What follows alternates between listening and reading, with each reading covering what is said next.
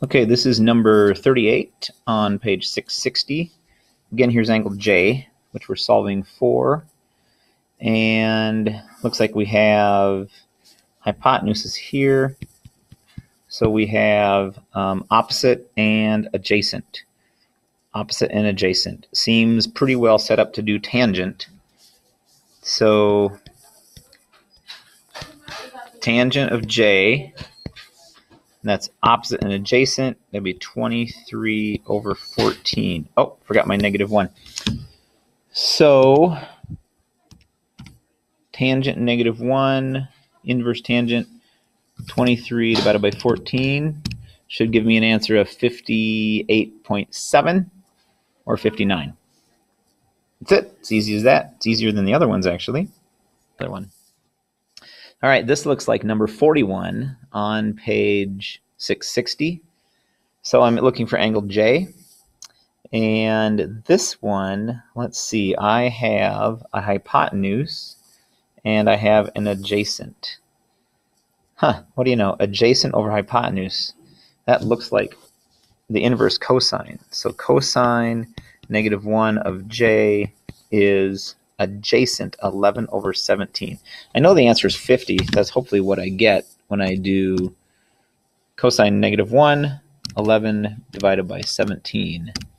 And I get 49.6, which is basically 50. So there you go. Those are pretty good. We should probably go back and do one more.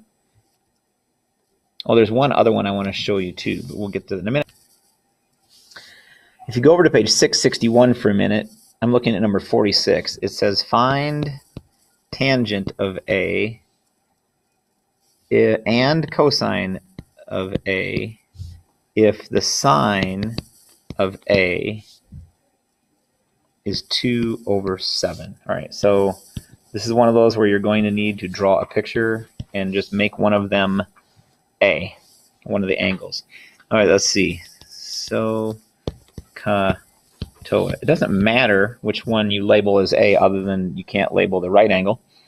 So it says the sine of A is 2 over 7. That means opposite, that would be here, over hypotenuse. Okay, so the first thing I have to do is 49 minus 4, because I'm taking that, c squared minus, well, b squared. All right, and then I get 45, and then the square root of that is 6.7. And I'm just wondering if it shows me. I'm looking for answers. So now the tangent of A would be, let's see, that's opposite over adjacent. That's 2 over 6.7, because this one is the adjacent here, and this is the opposite. If it helps to label it, label everything. Cosine is adjacent, 6.7 over hypotenuse 7. That's how you do those. We're going to look at one more of the original ones that take the longest. So this is back on page 660, number 34. Yeah, number 34. Solve the right triangle. And so now, first of all, if I do my 90 minus 29, I know this is 61, so I've got that done. Now you just have to get the other sides. So you have to get at least one other side, so then you can do the Pythagorean theorem. Oh, let's see what I have.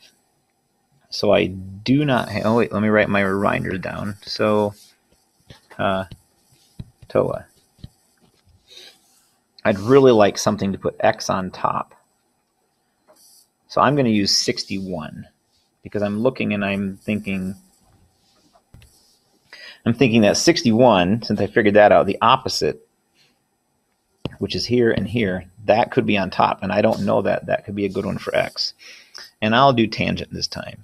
And if I'm trying to find a side, I use regular tangent, cosine, and sine. So the tangent of 61 is equal to opposite, that's x, I don't know that one, over adjacent, which in this case is 5. And again, you know, this here hypotenuse. And this one is for this angle here, the one that I figured out, this is adjacent and this is opposite. If you decide to do this with the 29, then that changes the adjacent and opposite.